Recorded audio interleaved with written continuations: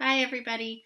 So this morning, Ashley and I sent out an email to your parents, and one of the things that we put into the email was a little information about an author that I really like named Ted Arnold. And this is one of the books. I think it might even be the first book he ever wrote. He lived in the town where I went to college, and so while I was doing my student teaching, he came and he visited the school, and I got to go with my class. And I remember, this was a very long time ago, but I remember him saying that this book and another book that he has written called No More Water in the Tub were inspired by his children. So this book is about Walter, and he also has a little boy named William. Well, they're not little anymore. At the time they were. And anyway, he said that in this book, he left something really important out. And if you look, here's just one picture. There's a little stuffed dog there. And that dog's name is Charlie. And Charlie was really the stuffed dog of his son Walter. And when he wrote this book, Charlie got a little bit upset because it talks about all these things happening. And Charlie is left out. He's in the pictures, but he's not in the words.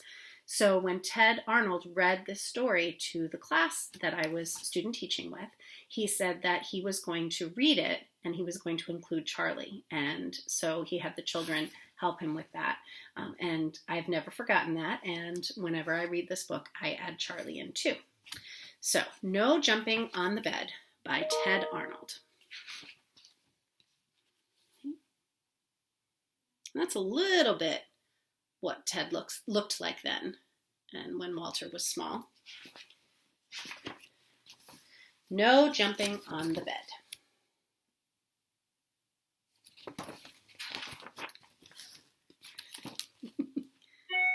Whoop, there's Walter. In his bedroom, near the top floor of a tall apartment building, Walter was getting ready for bed. Before turning out the lights, his father said, "If I've told you once, I've told you 1,000,000 times. No jumping on the bed. One day it'll crash right through the floor. Now lie down and go to sleep." "Just one more time?" asked Walter.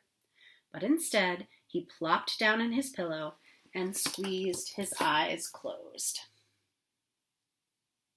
Do you see Charlie? "Good night," said his father. He turned off the light and pulled the door almost closed. The room was dark and quiet, except for a soft thump, thump, thump coming from the room above. "That's Delbert upstairs," thought Walter.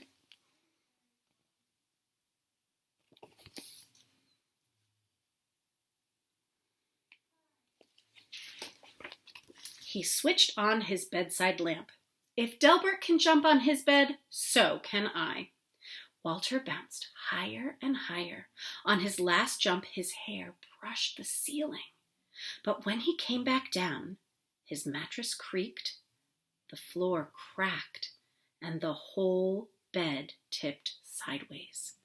Then down through the floor fell Walter, bed, and Charlie.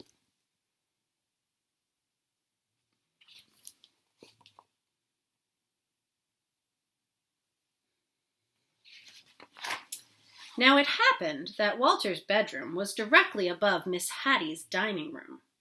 She was more than a little surprised when a bed fell through her ceiling, and Walter landed in her plate of spaghetti and meatballs.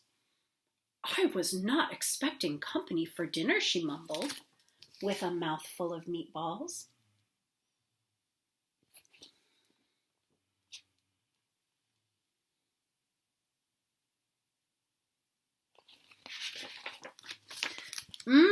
Said Walter. "Spaghetti is my all-time favorite." But before he could eat, his bed smashed through the table and kept right on crashing down through the floor. Down and down fell Walter, Miss Hattie, the plate of spaghetti, the bed, and Charlie.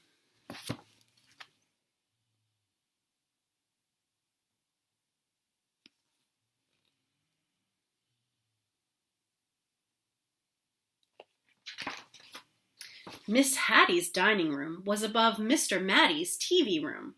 Mr. Matty didn't even notice a bed falling through his ceiling until a meatball bounced off his head. Miss Hattie tumbled into his lap, and Walter splashed into his aquarium. "I've already had my bath tonight," said Walter. He wanted to stay and watch the monsters on TV, but his bed crunched through the floor, taking the TV with it.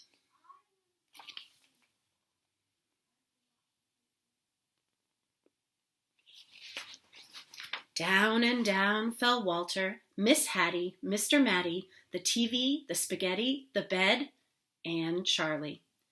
Walter's Aunt Batty had just moved into the building. She was still unpacking when Miss Hattie, Mr. Matty, and a dripping wet Walter tumbled through the ceiling right into a box containing her rare Patagonian stamp collection.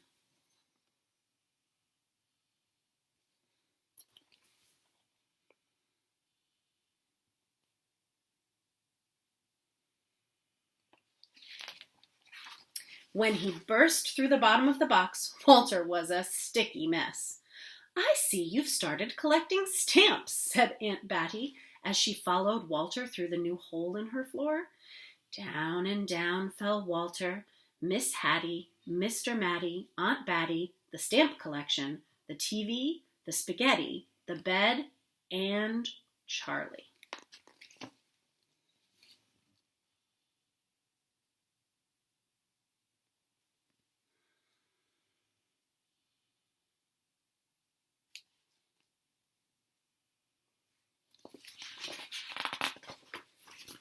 Patty and Natty had worked 3 days building their dream house with blocks. Afraid that Fatty Cat might knock something over, they carefully shooed her out for the night. Then the upstairs neighbors came through the ceiling.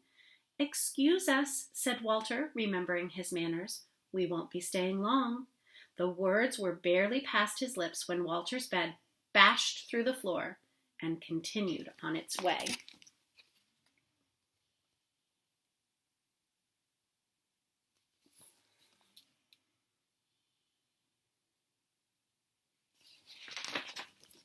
Down and down fell Walter, Miss Hattie, Mr. Matty, Aunt Batty, Patty, Natty, Fatty Cat, the stamps, the TV, the spaghetti, the bed, and Charlie. The last thing Mr. Hanratty ever expected to see was a bed coming through his studio ceiling, followed by nearly everyone in the building.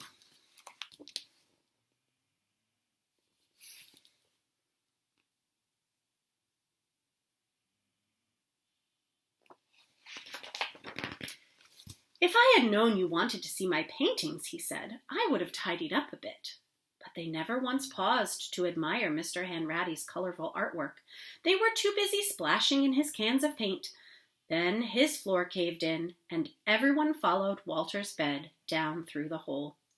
Down and down fell Walter, Miss Hattie, Mr. Matty, Aunt Batty, Patty, Natty, Mr. Hanratty, Fatty Cat, 17 cans of paint, the stamps, the TV, the spaghetti, the bed, and Charlie.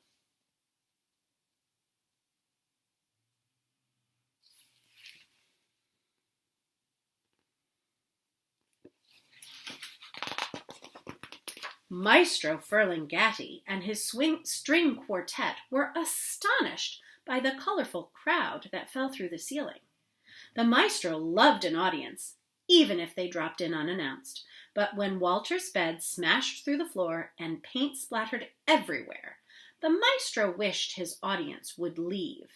And so they did, along with his string quartet.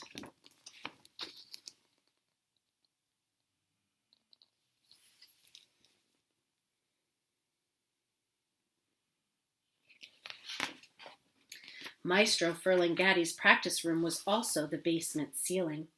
It was dark and quiet as midnight down there. Walter squeezed his eyes closed and tumbled through the darkness until he landed on something soft. He opened his eyes. Everything was in place. His bedroom lights were out. The door was almost closed, and through it Walter could hear his mother and father talking quietly. No more jumping on the bed for me, mumbled Walter as he lay back down to sleep.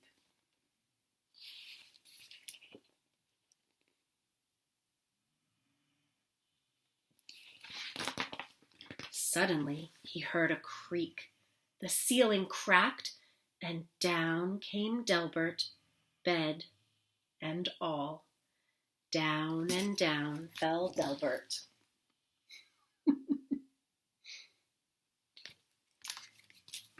I hope you liked that story. You may have heard a little bit of snoring. I'm going to show you why. I have, well, not Charlie, but my own little doggy friend with me. Ooh, that's Bailey. He's having a rest. He wanted to join me for stories, but I guess it put him to sleep. All right. Have a great rest of your day, and we'll see you tomorrow.